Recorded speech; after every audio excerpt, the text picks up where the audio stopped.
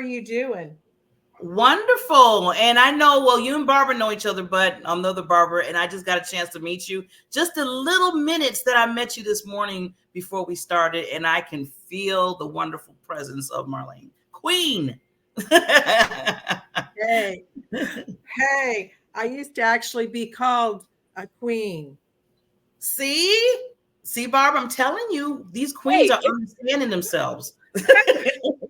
When I was 18, I went from Central Florida to New Orleans, Louisiana, and I became the first female collector at Jefferson Bank and Trust, and it was a real exciting job. Became a repo queen. I was Mean Marlene, the repo queen from New Orleans.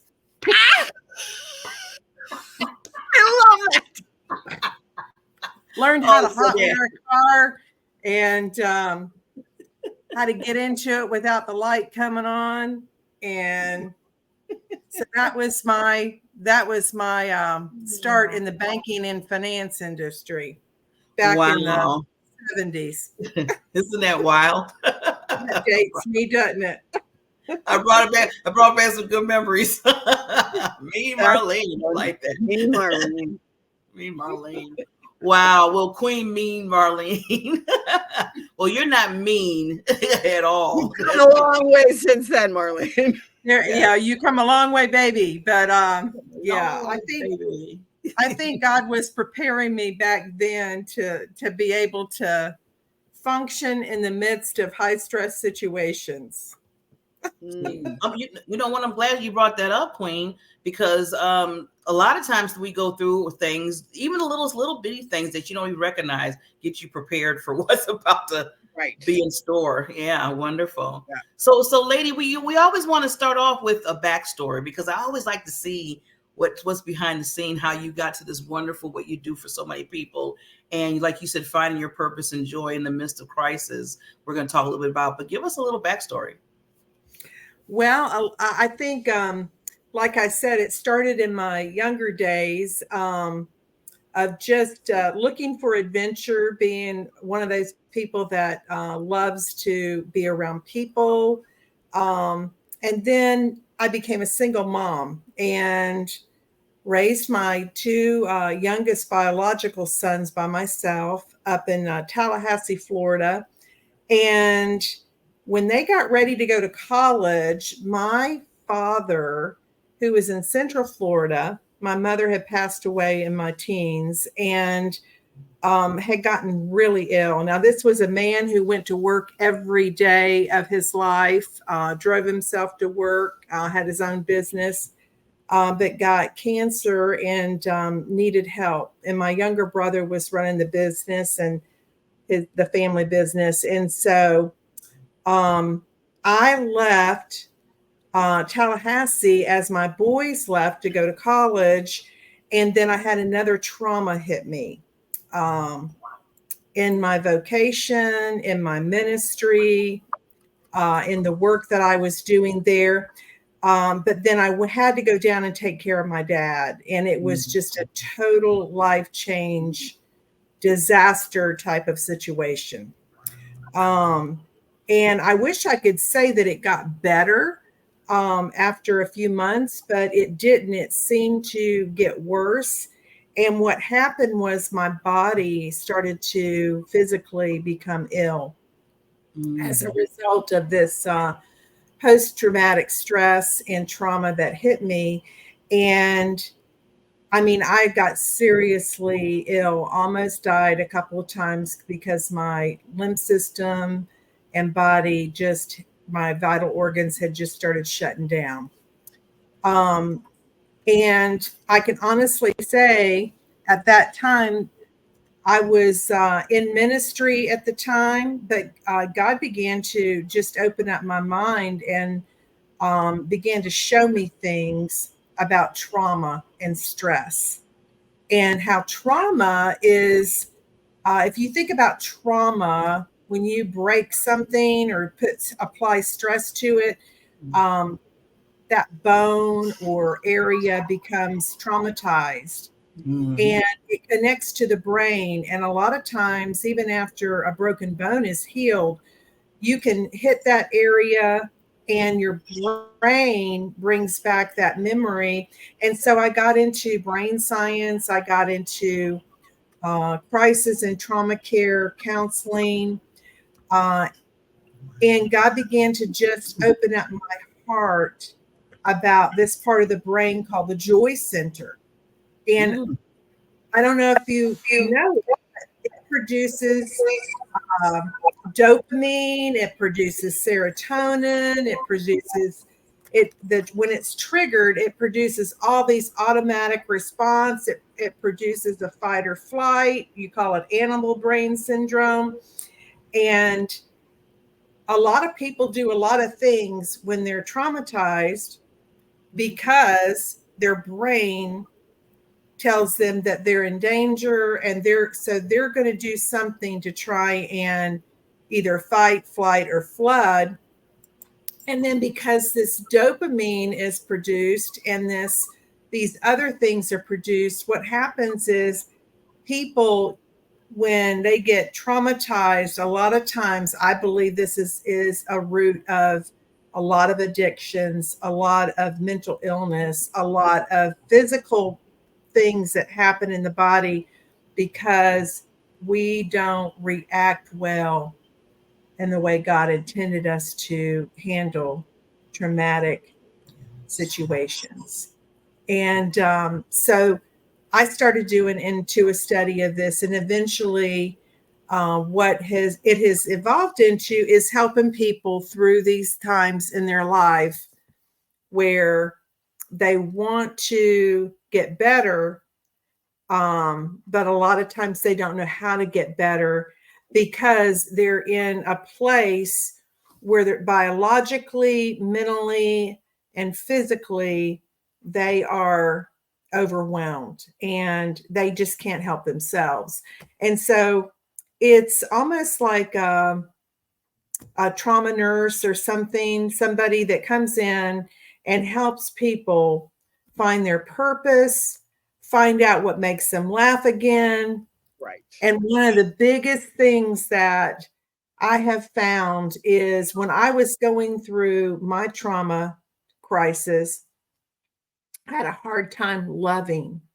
I had a hard time feeling loved, being loved. I had a hard time um, expressing my love because there was so much on my plate. I really couldn't absorb that emotion. And so I became a very self-centered and critical individual, even though I by nature I'm not that. I became mean Marlene again. Yeah. Wow. So that's kind of the backstory of how I've gotten into this. And since then, I not only work with individuals, but I work with groups of people. Work with people who work with high risk individuals or people. I spent a year in Alaska working with high risk population up there. Within a ministry, I worked in Africa with a children's home there, but also I still work with a church there that works in a very poverty area. And you see this, not only we don't recognize it a lot here in the United States, but people are in trauma every day in these third world countries where they don't have food to eat, they don't have money to buy things, they don't have health care like we do, they don't have water like we do, they don't have shelter or electricity. But that one thing that I have found is they have a lot of joy and a lot of love when they have a purpose. And so that's another reason why I'm working a lot now with people, just helping them in a second occupation, or they've just been through a midlife crisis or different things like that. So that's what I do. And Wow. I and just wanted to say, Marlene, because wow. Okay, let me say that first. Wow, you are doing so much for so many people. And I wanted to mention two things, and if I can go back to Barbara if she had some yeah. things. One thing you mentioned that really, really stands out to me when it talks about trauma in a person's life is that if you don't understand that that healing process needs to begin somewhere. And a lot of times, like you said, and I know I have in my life with some trauma I have, is that it's like, okay, the trauma hits, but then I still have to, I said to myself, okay, but I still got to do what I got to do. So I put the healing part to the side and anything I think I need and just kept going. And then Right. years and years pass, and then all of a sudden, boof, something explodes, something just boom, because you didn't take care of that trauma at the time. This So is I love that. This is why we see first responders like firemen, police officers, hospital workers, even now news reporters that go to some of these countries. They're women that are having babies in and out of the hospital really fast. It's because stress, it builds up. And if you don't get rid of stress, it's like a half full glass of water. You have one event. And the interesting thing is, one of the things I didn't realize is that your body treats good stress, like getting married, getting a new job, getting having a grandbaby. All these things are stress. And your body, if you don't process that, and I love the video that you had with your sponsor, I think it was before the show, was about giving these children something to do, giving them a purpose, giving them a schedule, giving them something to relieve that stress and trauma in a healthy way. And that's why a lot of these young kids and stuff coming up, and even older people, if they don't have a sense of identity and who they are. And for me, as a Christian pastor, if that person doesn't have a sense of identity that they were created for a purpose, when I find that and help people find their purpose and their identity in that purpose and give them, it doesn't have to be something miraculous. It can be just a little thing of doing something that gives them hope. Like you said earlier, Barbara, hope is the key, because if you don't have hope, you have no reason to even try and get well or get better. Yes. That's one of the things in my own life. I always thought, having just discover your purpose, find your purpose. And I kept thinking that my purpose was some otherworldly thing out there. Right. The day I realized that my purpose comes from in here. Yes. And I had an opportunity to sit and just, okay, what is my purpose?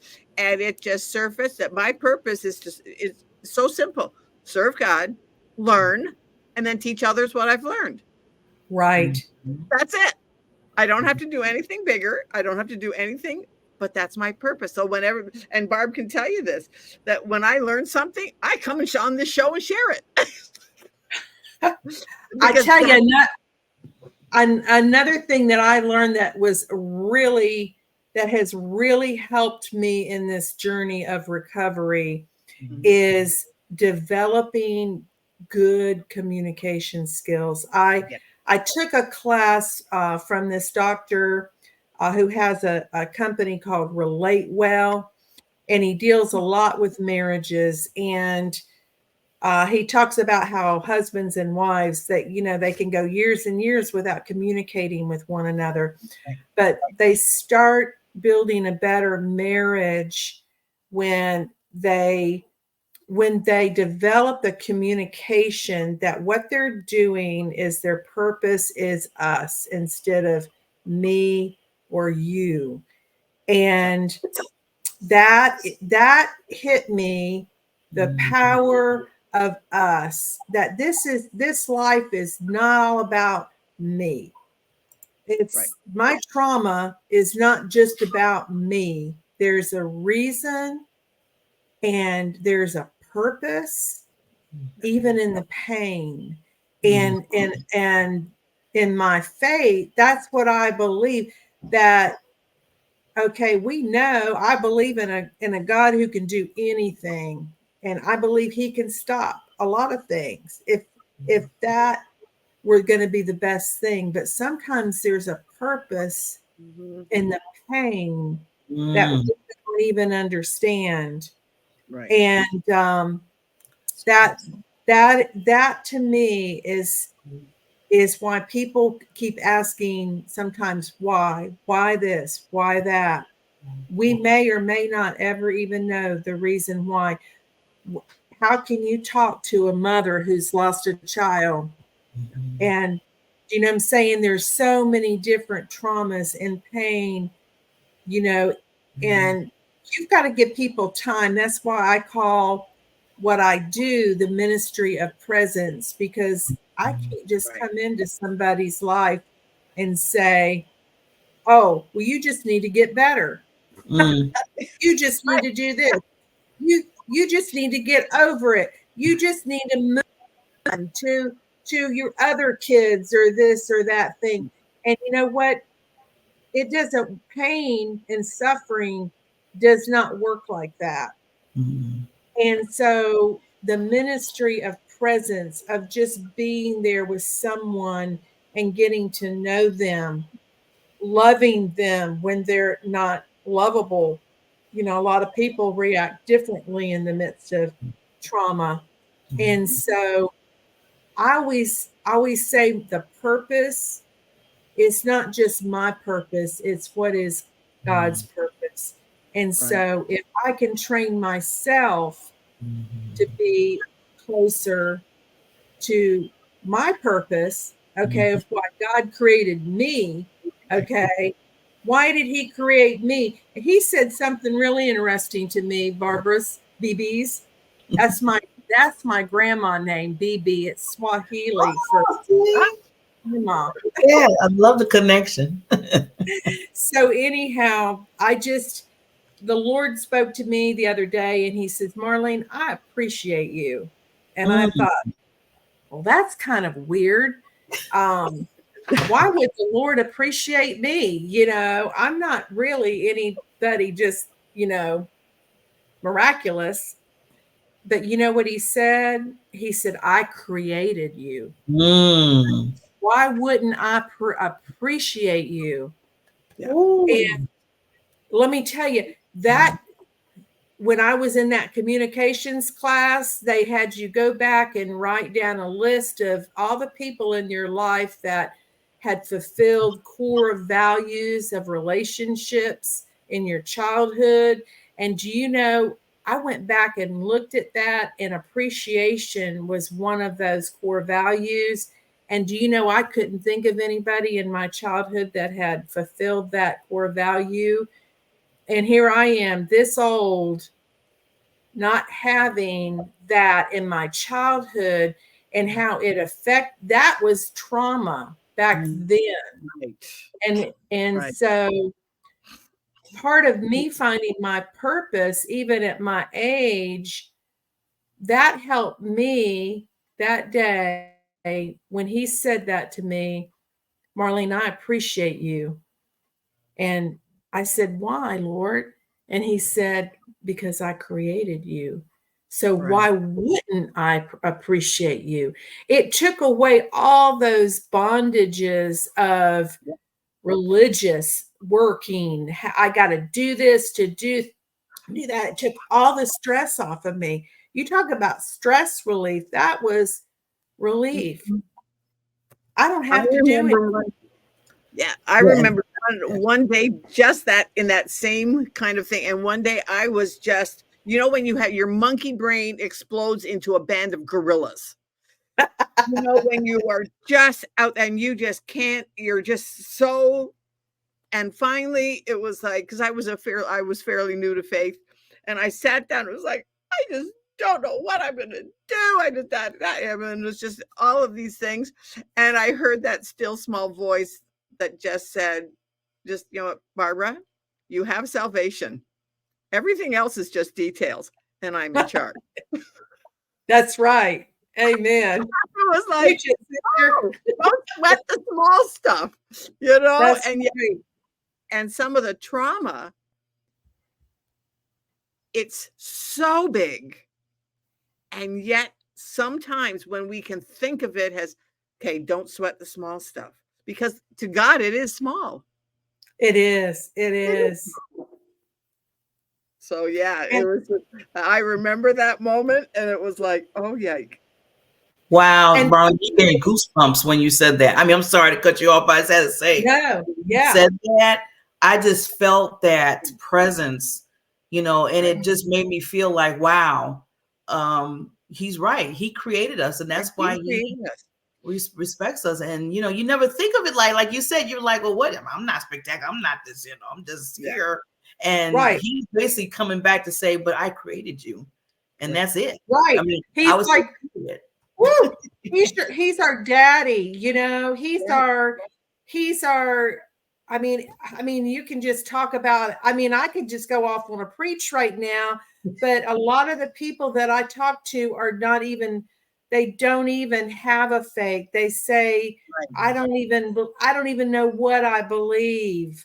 And by the time I get off the phone with them sometimes and I start telling them, I don't even have to just try and, you know, debate with them or argue with people. Listen, by the time, sometimes I just tell them a story, and that's not even a story. That is just my reality and what happened to me, sharing my heart with someone, showing them that I love them and I care about them. It doesn't matter what they believe. And so by the time I get off, I've gotten off the phone, sometimes they're talking about the Lord. Well, the Lord. Well, what about the Lord? And see, they meet him, and then it takes the pressure off of us as ministers or as coaches or as whatever, because this is not our responsibility. And I think that that's another thing that I deal a lot with pastors and people that I talk to, missionaries that I talk to. They try to take on the world's issues themselves. And yes, we're supposed to be doing good things and everything, but a lot of it is we can't do anything place to where we're in that place of peace. We're in that place of rest and overflow. That's why I love this kind program that you ladies have, because it is time to show what your age is. Everybody has purpose, and everybody has a reason for what they're doing, and this is wonderful. I just appreciate y'all so much giving me the opportunity to come today. Yeah, this has really been answer to prayer for me. Yeah. Oh, wow.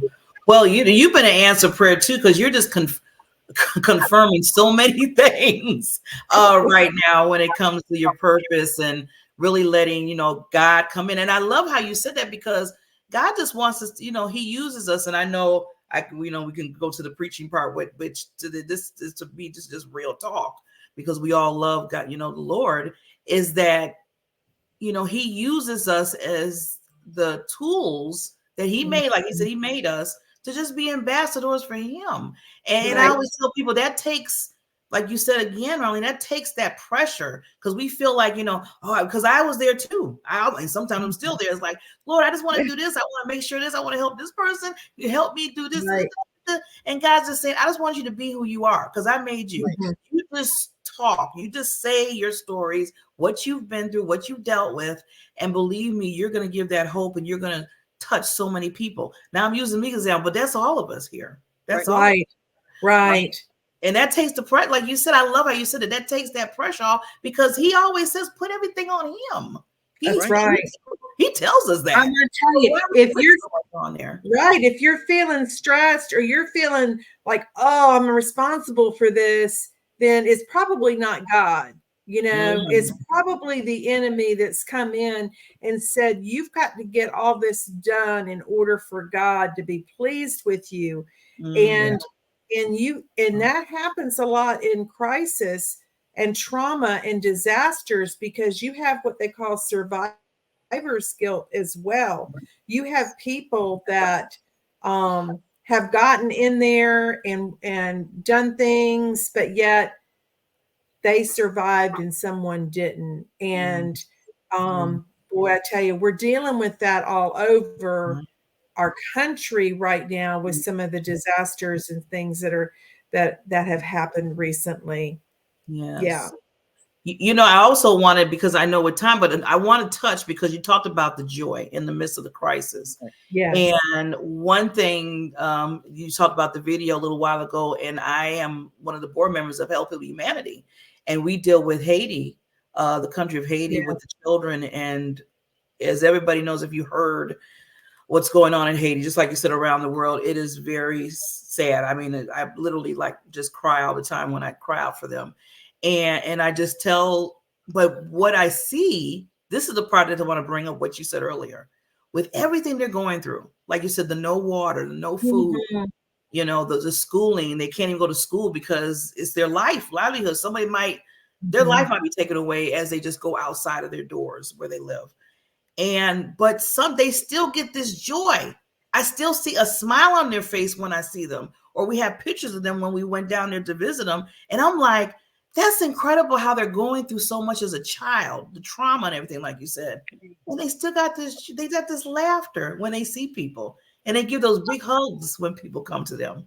Yeah. Well, this is just a theory that I have. I don't know. I haven't really discussed this, but I think part of it is the physical aspect. They have to do so much more physically in their country than we do in our country. We are an intellectual, educated nation here. And I know I've also done training. Like I said, I was really sick in my body because of the trauma, but I learned to do trauma release exercises to get them out of my body. I started to do brain retraining, resilience training, capacity building. I started to do some very physical, mental, and emotional things, dancing.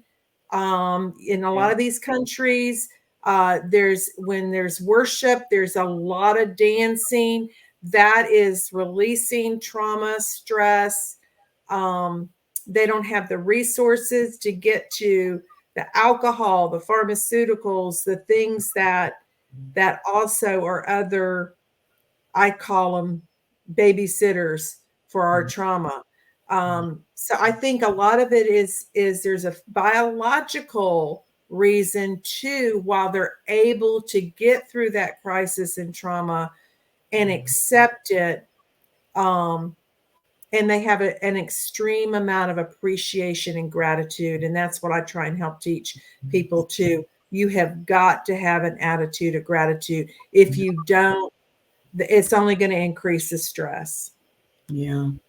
Yeah, that's powerful. Like you said, being grateful. I always tell myself, okay, when I start going, through my, like we all do a little pity, but whatever, saying, I don't want to do it. I go back and I look at people in different countries. I look at people that doesn't have what I have. And I'm like, Barbara, are you crazy? What are you doing? You can't complain about nothing. You can go in your kitchen and get some water. You can go to your refrigerator and get food. And you're sitting here complaining? So, I had to do like a little wake up call and say, hello. Hi. You got it good compared to other people. Be grateful, Barbara. But wow, Marlene, we have to bring you back, lady. This is amazing. I have thoroughly enjoyed it. And Barbara, you had asked how we met. We actually met because I saw Barbara's profile on LinkedIn and her description of what she did, and that she had this program, but also that she was into podcasting. And I really have a desire to really start doing podcasting, and y'all are just kind of like my my mentors here. So I've just been watching your shows and just trying to teach myself a little bit of stuff. So I want to get with you more, because I know you ladies do that and help other podcasters get their podcast up and running, because we need to be out there proclaiming. Yes. Mm-hmm. Yes, you need to get our voice out there. You need your show like yesterday, Marlene. You really do. Yes. You have so much to talk about and give and bring people on. So that's where that visibility comes in at. So yeah, we definitely need to, come together more and talk about that. But definitely just amazing. Get y'all's coaching and support on that. Thank you. Yes. Oh, yeah. We're here to serve. We are here to serve. Yeah. So lady Barbara, I want you to do your closing, but I also want to just say again, for this wonderful queen today, please reach out to her. She has a free gift. I did a bit.ly for her because the other link was a little bit long. And, I don't want people saying, I didn't get that link. It was so long. So I shortened it a little bit for her. Awesome. Thank you. And this is a new book that just came online. It's called Psalm 119 Prayer Journal. And it is, it's getting alone and getting into that place. And this free gift is the first 18 pages of this book. So you're getting a bargain there for free. See, appreciate the free gifts. I tell people that a lot. So please go to the link and make sure that you get your free gift. And I'll reach out to this queen. I mean, if you know people, if it's not yourself, but other people, and we can always experience how to get through the midst of crisis and get the joy. That's all of us. So please reach out to this queen. But Barbara, I just want to give it to you regarding. Absolutely. Let's make happiness the norm rather than the exception, because each and every one of us deserves to lead a happy, healthy, debt-free, and abundant life. So let's all reach out to each other, help each other, and do it with each other.